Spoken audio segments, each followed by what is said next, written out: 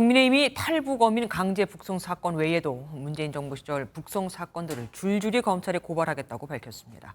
이런 와중에 키맨으로 꼽히는 김현철 전 통일부 장관이 귀국해 처음으로 입장을 밝혔습니다. 뭐라고 했을까요?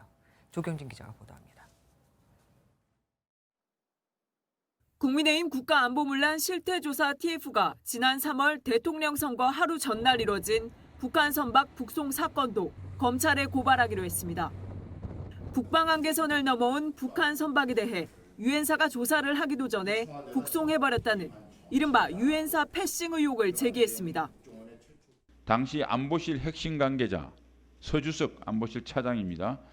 대선 전에 이거 빨리 돌려보내지 않고 괜히 머뭇거리다가 북풍이 되면 이거 선거에 여러 가지 영향을 끼치니까. TF는 또 지난 2019년 6월 15일 삼척항에 귀순한 북한 목선의 북송 과정에서는 정부의 사건 은폐 정황이 있었다고 봤습니다. 아프리카 돼지열병 비상 상황인데 해당 목선 방역을 사건 발생 닷새 만에 요청한 점, 진술이 엇갈린 어민 2명을 송환한 과정 등의 철저한 조사가 필요하다는 입장입니다. 누가 왜 이런 지시를 내렸는지를 규명하기 위해 철저한 조사가 필요합니다. 문재인 전 대통령이 어디까지 보고받았는지도 반드시 규명해야 합니다. 이런 와중에 탈북어민 강제 북송 당시 통일부 장관을 지내 검찰 수사 선상에 올라 있는 김현철 전 장관이 귀국했습니다.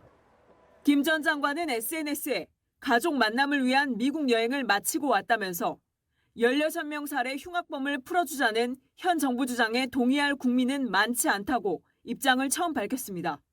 관련자 귀국에 검찰 고발 전선 확대까지 문재인 정부 윗선을 겨냥한 검찰 수사에 속도가 붙을 것이란 관측이 나옵니다.